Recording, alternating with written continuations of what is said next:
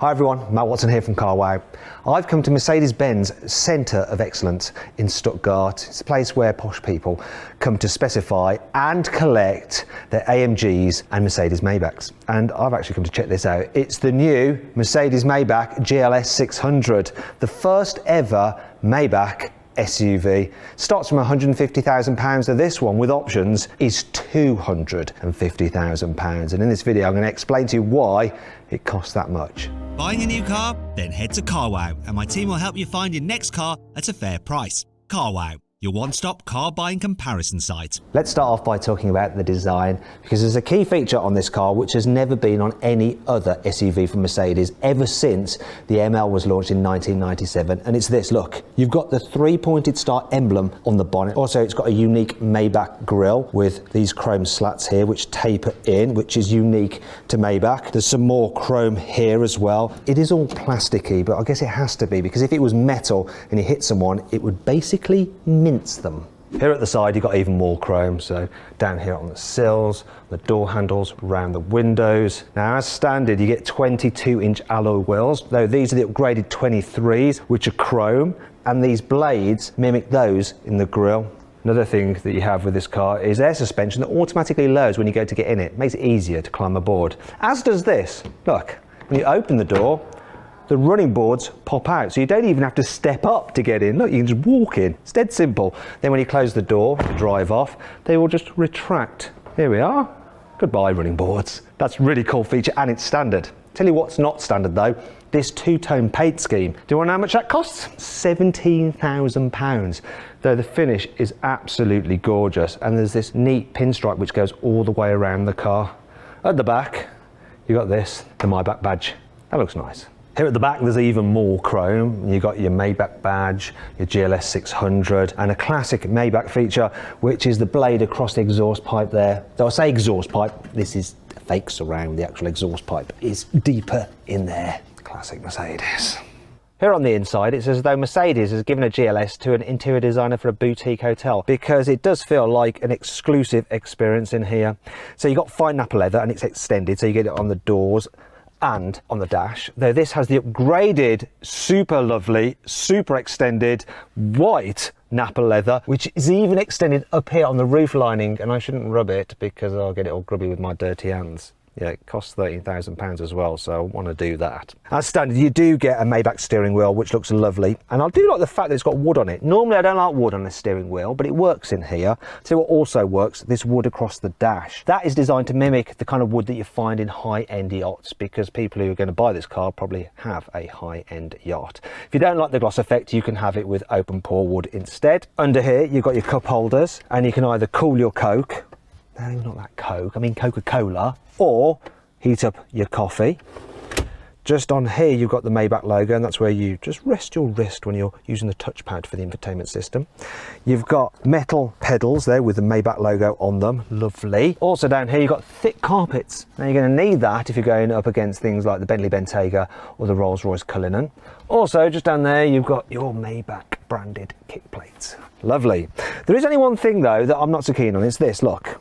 The gear selector is like that on an A-Class. They have tried to jazz it up a little bit by putting some chrome trim on it here and here, but still, they should have like covered it in leather or made it out of onyx or even myrrh. The GLS is normally a 7-seater, but the Maybach version is a 5-seater, or this 4-seater version only, and that gives you more rear leg room, and it is very luxurious back here. So you'll probably notice that the blue lighting, though you can change it, there's 64 different colours you can choose from, actually wraps around you from the back, as does the wood finish, to make you feel cocooned in the car. And if you really want to stretch out, look, I can press this button and it's just going to move the front passenger seat out the way, lift up my footrest. I really don't want to get my feet up against the back of that chair though, because it's covered in that really expensive white leather. And now I can get my cushion and really relax. It's lovely back here. Also, this one has, look at here, we've got the fridge. I've got my Coke Zero in here. Normally you'd have champagne, because here are your champagne glasses. And you have special holders for the champagne glasses here. So just pop them in there like that, so that they don't topple over when you're being chauffeured somewhere, and you can easily remove them just by lifting them out like that. The car also comes with this tablet, so you can control the infotainment system from the back seat if you want to. You just operate it like it's a Samsung tablet, it's nothing special really. You can upgrade to have 12-inch screens to go on the back of the front seats. It's quite funny to think that this car at £250,000 isn't yet fully spec'd. You can make it even more expensive if you want to.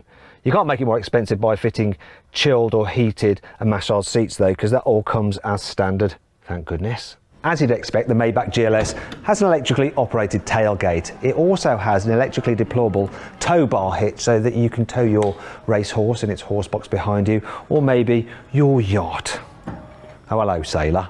Also, the boot is lovely in the way that it's trimmed out with metal elements. You've got leather in here, and it has a capacity of 525 litres. Well, it does if you don't specify the fridge, because that does affect the practicality. Annoyingly, you can't fold down the back seats. So there's a reason for that. It's because they've sealed off this boot area to reduce the amount of noise entering the cabin. Even this load cover is actually lined with soundproofing. Look at that. In fact, there's loads of extra soundproofing on this GLS compared to the normal car, and it gets double glazing as standard, though that's not all. You see, Mercedes has done a lot of work to this car's ventilation system to make it as quiet as possible. The fans are actually mounted on rubber bushings so you don't get any vibrations entering the cabin. Also, these slats are covered in a special material to allow the air to glide across them without any whistling noise. In fact, the climate control system is very sophisticated. It uses sensors on the outside, you can tell how much sunlight is coming through the sunroof, you can tell how many people are sat in here, and it will use all that data to ensure the temperature is kept at the exact temperature you set it at. Also, there's even underfloor heating in the back there. How luxurious is that? This might be the most expensive GLS, but it's not the most powerful. The AMG version actually has 612 horsepower, whereas the 4-litre twin-turbo in this only produces a mere 558. It's also got 730 newton meters of torque, and it's good for 0 to 60 in 4.9 seconds, which is good enough for most people, I think. It actually has a 48 volt power supply, and you've got an integrated starter generator, which is like a little electric motor which can add a boost of 250 newton meters for when you're overtaking. So the engine powers all four wheels via a 9-speed automatic gearbox, and the four-wheel drive system can send up to 100% of the power to the front or the rear wheels, depending on what's needed. The engine itself can actually shut down half of its cylinders when you're cruising to help save fuel, though you're still only going to get around 20 miles per gallon out of this thing. You won't care though, because you're rich.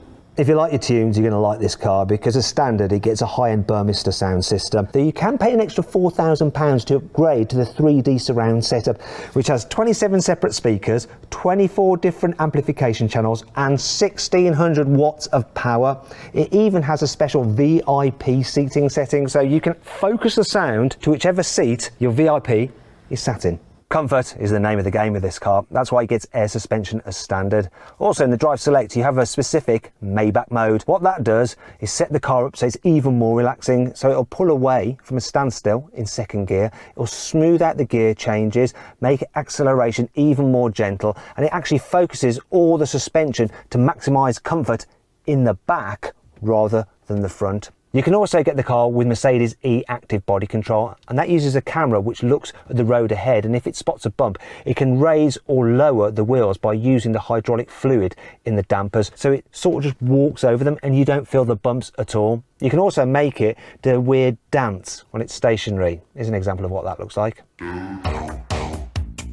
It's quite good fun, that. If you have that system fitted, you also get another feature called Curve, which will lean the car into a bend a bit like a motorcycle. I personally don't like it, feels a bit weird. What's not weird though is that Mercedes has finally gotten round to building an uber luxurious SUV. But if you're in the market for one of these things, which would you go for? This, a Bentley Bentayga, or a Rolls-Royce Cullinan? Let me know in the comments below.